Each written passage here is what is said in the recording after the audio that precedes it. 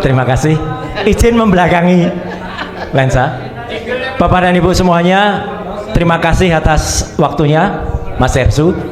Mohon maaf karena memang tadi pagi saya ada acara jadi terlambat. Kata yang pertama yang harus dilakukan adalah kita buka-bukaan. Ya. Jadi, nah buka-bukaan. Jadi saya buka baju dulu supaya kita menunjukkan buka-bukaan. Nah, ini baru buka-bukaan. Ya. Fufu Fafa. Balik sini Mas. Ya. Fufu Fafa, Pak. Nah, jadi tadi sudah banyak yang menyebut soal Pak Jokowi. Ya, itu betul. Ya, tapi saya akan menegaskan dua hal yang lain yang penting, yang juga sama pentingnya maksud saya supaya kita strategis. Yang pertama adalah memang Fufu Fafa ini. Ya, itu clear banget. Jadi memang harus, saya setuju lagunya Mas Refli Harun tadi, ya, memang harus dimakzulkan. Jadi harus dimakzulkan. Nyanyi lagi Mas. Rasa cemas, hidup berat, dunia gelap, Fufu Fafa maksulin saja. Nah, gitu. Iya. Dan sebenarnya yang bersangkutan dengan kroninya itu sebenarnya sudah ada ketakutan. Jadi kita nggak boleh mundur, kita harus maju. Ketakutannya apa? Kita beri hormat kepada Dr. Tifa ini, ya, sahabat saya yang kita tektok terus. Kita berdua dari dulu ngantemin soal ijazahnya si Fufu Fafa ini, ya, ijazah bapaknya juga. Tapi kenapa? Dan dia sudah takut sebenarnya. Kalau kita perhatikan Bapak dan Ibu, dia sebenarnya sudah ngakuin bahwa ijazah dia tidak benar. Maka di foto resmi yang ada, tolong perhatikan, dia hanya berani nulis Gibran Raka Buming, tidak ada gelarnya sama sekali. Padahal sebelumnya dia masih tulis Gibran Raka Buming BSc, tapi mungkin waktu konsultasi dan padahal di fotonya Pak Prabowo masih lengkap gelarnya, Jenderal Purnawirawan TNI Haji Prabowo Subianto. BSc itu apa singkatannya? Bak jelas sekolahnya. Iya, bak jelas sekolahnya itu, ya, karena BSc. Karena apa? Karena dia kan ngakunya dulu 2 tahun SMA. Jadi ini penting nih bahan. 2 tahun sekolah di Santo Thomas di Solo, SMA. Santo Yosef di Solo. Kemudian 2 tahun ayahnya kan masih wali kota, masih powerful. Kenapa nggak diselesaikan? Dia langsung pindah ke Singapura. Dan dia meneruskan sekolah di Singapura itu 3 tahun. Jadi kalau total sekolahnya berapa tahun tuh SMA-nya? Itu harusnya kita curigai. Itu sudah salah satu syarat bahwa dia belum tentu, saya bilang, belum tentu lulus SMA. Tapi kemudian dia tiba-tiba masuk ke university yang cukup hebat, namanya University of Bradford. Ternyata MIDS di Singapura itu sudah tidak lagi kerjasama dengan Bradford. Oke. Kemudian dia seolah-olah lari ke Australia, ke UTS, University Technology of Sydney. Setahun dia di sana. Dan konon itu ada di websitenya Pemkot Surakarta loh, S2 di UTS. Padahal dia setahun di sana itu cuma matrikulasi harusnya beberapa bulan, itu setahun. Jadi nggak lulus juga.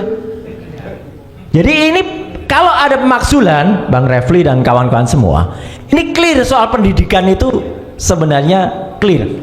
Dia menyatakan tidak benar pada sebenarnya, dan dia sekarang mulai takut itu, ngakuin itu.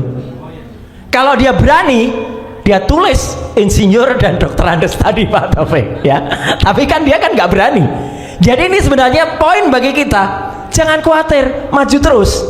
Sebenarnya sudah ada ini poin. Yang kedua soal Fufu Fafa ini, clear banget ini sebenarnya. Dan terakhir kan teman-teman juga sudah dengar kan, bahkan BSSN, Badan Cyber dan Sandi Negara, itu menurut konfirmasi bocor Alus Tempo itu sudah meyakinkan bahwa memang itu benar.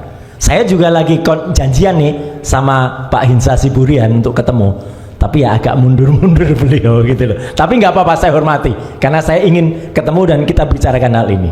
Dan adiknya pun mengakui. Jadi sebenarnya kita, Pak Saididu, nggak pernah gentar Cuman cara kita kalau semuanya langsung kita serang berat Pak. Satu demi satu dulu diprotolin dulu. Ya, yang diprotolin fufafa dulu.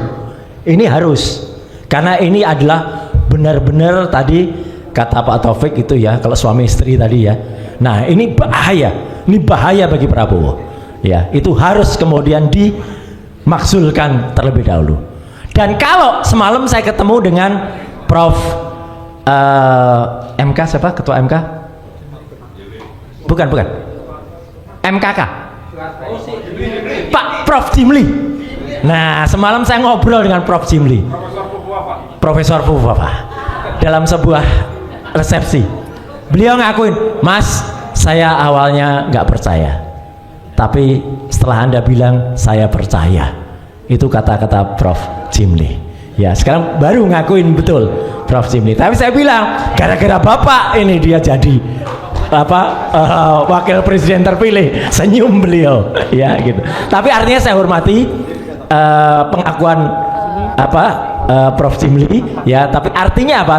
Artinya ini memang ada poin. Dan apa poinnya? Bukan dia yang 10 tahun yang lalu itu yang kemudian dipermasalahkan, enggak. Tapi kelakuan dia dan oknumnya dia yang mengubah data, menghapus data itu, itulah kejahatan yang barusan dilakukan. Setelah dia terpilih menjadi wapres terpilih, dia menghapus 2100 postingan itu kejahatan. Kejahatan yang kedua, dia hapus juga nama dia. Kalau kita bayar GoPay dan lain sebagainya kemarin itu OVO, dia ganti menjadi Slamet, Slumun Slamet ya, tapi nggak selamat nantinya ya gitu. Karena itu kejahatan lagi, dia memalsukan data. Itu pelanggaran terhadap Undang-Undang Perlindungan Data Pribadi nomor 27 tahun 2022. Clear. Jadi itu bahan-bahan untuk pemakzulan. Yang kedua, selain tadi, jadi kalau hitungan dengan Jokowi itu yang ketiga. Yang kedua, ini mohon dukungan. Yang satu bisa meruntuhkan negara kita, membuat kita bangkrut adalah IKN, Ibu Kota Negara. Saya kasih poin saja buat teman-teman nanti akan melakukan, dan kita akan melakukan nanti Bang Marwan. IKN itu secara hukum tidak sah sebenarnya. Kecil sederhana banget. Pada saat ketok palu IKN, tahu nggak Bapak dan Ibu, anggota DPR yang menyetujui yang hadir secara fisik berapa orang? Hanya 77 anggota DPR yang hadir dari 575. Hanya 13%. Yang lain katanya hadir secara online, Pak. Kita harus minta terhadap Komisi Informasi Pusat absen dari anggota DPR itu secara online. Kalau memang online bener, ada nggak foto anggota dewannya? Kalau itu hanya online on saja, berarti yang hidupin hanya asprinya atau TA-nya, itu tidak sah. Ya, anggota yang hadir itu harus hadir secara fisik atau dia tampak wajahnya ketika ada. Dan yang saya tahu pada saat tanggal 18 Januari waktu itu pengesahan itu, yang lain on itu hanya on saja, hanya nampak profil picture-nya saja. Kalau hanya nampak profil picture-nya saja, berarti Undang-Undang IKN itu hanya disahkan oleh 13% anggota DPR. Dari situ sebenarnya sudah sah itu untuk kemudian kita gugat. Jadi Bapak dan Ibu, 3 hal poin penting itu saja yang bisa kita lakukan. Yang pertama, setuju untuk terus adili. Kalau ini adik Fufafa, ayahnya Fufafa ya, bapaknya Fufafa itu dulu. Yang kedua, maksulkan Fufafa. Yang ketiga, udahlah IKN itu nanti jadikan kayak Disneyland saja ya gitu. Jadi kalau mau wisata. Kalau itu diteruskan, saya khawatir Prof Antoni, keuangan kita bangkrut sebangkrut-bangkrutnya.